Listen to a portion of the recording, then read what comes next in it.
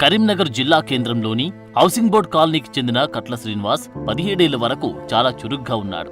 అంతేకాకుండా మంచి ఆర్టిస్ట్, ఉన్నత చదువులు చదవాలనే లక్ష్యంతో ముందుకు సాగుతున్నాడు. ఈ క్రమంలో ఓ రోజు తీవ్రమైన జ్వరం వచ్చింది.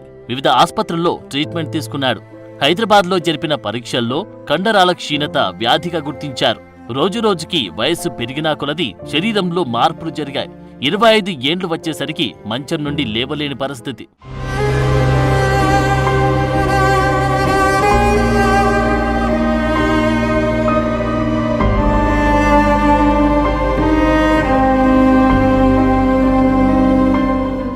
ఈ వ్యాధికి ఇప్పటికీ నయమయ్యే మందుల్లేవు. 5 లక్షల్లో ఒకరికి అత్యంత అరుదుగా సోకుతుంది. ఇప్పటి వరకు యోగా, ప్రాణాయామంతో శరీరాన్ని కాపాడుకుంటూ వస్తున్నారు. తనలాగా మరొకరు బాధపడవద్దంటూ ఒక నిర్ణయానికి వచ్చాడు. ఈ వ్యాధి నయం కావడానికి తన శరీరాన్ని పరిశోధనల కోసం వాడుకోవాలని చూపిస్తున్నాడు. ఇప్పటికీ మెరుగైన వైద్యం అందలేక వ్యాధి సోకిన కొన్నేండ్లకే మృతి చెందిన ఘటనలు ఉన్నాయి.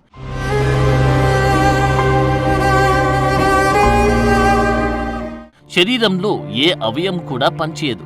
నీళ్లు తాగినా, ఆహారం తీసుకున్నా ఎవరో ఒకరు సహాయం చేయాల్సిందే. ఎన్ని కష్టాలని అనుభవిస్తూ శ్రీనివాస్ పోరాటం చేస్తున్నాడు. అయితే ఈయన బాధని చూసి ఓ మహిళ 4 ఏళ్ల క్రితం పెళ్లి చేసుకుంది. అతని పాలన ప్రస్తుతం ఈమెనే చూసుకుంటుంది. అనారోగ్యంతో బాధపడుతున్న విషయం తెలిసి కూడా ఈ మహిళ పెళ్లి చేసుకోవడం ఆశ్చర్యాన్ని కలిగిస్తోంది. 9 సంవత్సరాలుగా అతన్ని చూస్తూనే ఉన్నాను. అప్పుడు వాళ్ళ నాన్న ఉండే. వాళ్ళ నాన్న పోయినాక బాగా ఇబ్బంది పడ్డాడు. ఎవరు రాలేదు, చేయలేదు, చూడలేదు, పుట్టుకోలేదు, పట్టుకోలేదు. వాళ్ళ అమ్మకి లావట్టుడు, పడుకోబెట్టుడు. ఆమె పెద్ద ఆమె బాగా ఇబ్బంది పడితే ఎదురుగా ఇంట్లోనే ఉంటాం కాబట్టి అప్పుడప్పుడు వచ్చి లావట్టి కూర్చుని పెడుతును, అటు ఇటు జరుపుతును, ఏదన్నా చిన్న చిన్న సాయం చేస్తున్నాను అమ్మకు. కరోనా టైంలో ఎవ్వరు రాలేదు లోపలికి. అసలు పట్టుకోలేదు, ముట్టుకోలేదు, లావట్టలేదు, కూర్చుని పెట్టలేదు. అతనికి ఆ ఇంట్లోకి ఎవరు రాలే. అట్లాంటప్పుడు నేను అతన్ని పెళ్లి చేసుకోవాలి, నా జీవితం త్యాగం చేయాలని ముందుకు వచ్చి అతన్ని పెళ్లి చేసుకొని 5 సంవత్సరాలు అవుతుంది. ఆయనకు ఇప్పుడు నిరంతరం సేవలు చేస్తూనే ఉన్నా. లావట్టుడు, పడకబెట్టుడు, కూర్చునిపెట్టుడు, స్నానం చేయించుడు, అన్నం తినబెట్టుడు, బ్రష్ చేసుడు, గుండీలు పెట్టుడు, గోళీలు వేసుడు, అన్నీ సర్వం సేవలు చేయొచ్చు. ఇప్పుడు ఈ మధ్యన మాకు ఎల్లుబాటు అవుతుంది. 4,000 పింఛన్తో ఎల్లుబాటు కాక బయటికి పని చేసుకొని వచ్చి కూడా ఆయనని చూసుకుంటాను. ఆ చిన్న పిల్లగాని లెక్క అన్నీ. ఇప్పుడు మాకు 4,000 పింఛన్ సరిపోతుంది కాబట్టి ప్రభుత్వం ఏదైనా సాయం అందియాలని కోరుకుంటున్నా. వైద్య రంగంలో ఆధునిక మార్పులు వస్తున్నా ఇలాంటి వ్యాధులు ఎందుకు నయం కావడం లేదన్న చర్చ సాగుతోంది. ఈ క్రమంలోనే శ్రీనివాస్ ముందుకు వచ్చి తన శరీరం పైన ప్రయోగాలు చేసుకోవచ్చని సూచిస్తున్నాడు. గతంలో చనిపోవాలని నిర్ణయించుకున్నా ఇప్పుడు మాత్రం ఈ వ్యాధి సంగతేంటో తేల్చుకోవడానికి సిద్ధంగా ఉన్నట్లు ధైర్యంగా చెబుతున్నాడు శ్రీనివాస్. అంతేకాకుండా ఇలాంటి వ్యాధిగ్రస్తులకి భరోసా కల్పిస్తూ వారికి కీలక సూచనలు చేస్తున్నాడు. ఈ వ్యాధి సోకిన తర్వాత 40 ఏండ్లు బ్రతకడం అత్యంత అరుదు.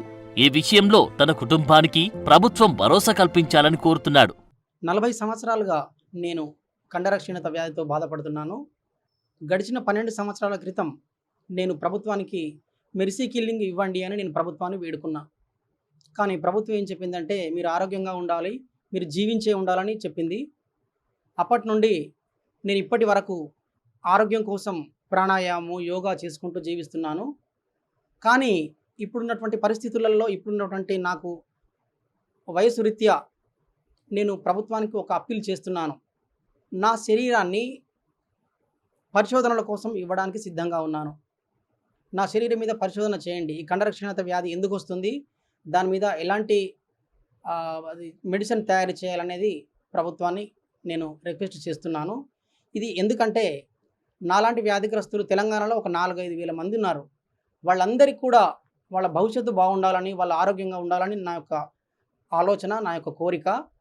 ముఖ్యంగా కండర క్షీణత వ్యాధిగ్రస్తులు పడుతున్న బాధలు, వేదనలు, వాళ్ళ శరీరం కదలలేక నరక యాతనలు అనుభవించేటువంటి పరిస్థితి ఎదురైంది. కాబట్టి ఇప్పుడు ప్రపంచంలో ఉన్నటువంటి అత్యాధునికమైన వైద్యం, అత్యాధునికమైనటువంటి టెక్నాలజీని దృష్టిలో పెట్టుకొని మా కండర క్షీణత వ్యాధిగ్రస్తులకు ఒక మంచి మెడిసిన్ తయారవుతుందని నేను కోరుకుంటున్నాను. ప్రభుత్వానికి చేసే అప్పీల్ ఏమిటంటే నా శరీరాన్ని నేను ఇవ్వడానికి సిద్ధంగా ఉన్నాను, పరిశోధనలు చేయండి. ఇది నా యొక్క ఆలోచన, నిర్ణయం.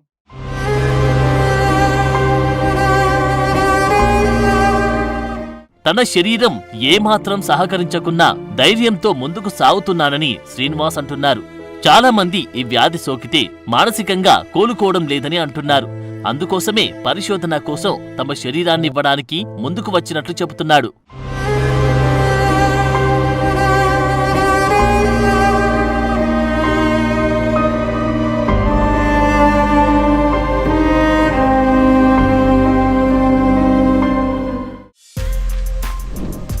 For more videos like this, subscribe Big TV channel.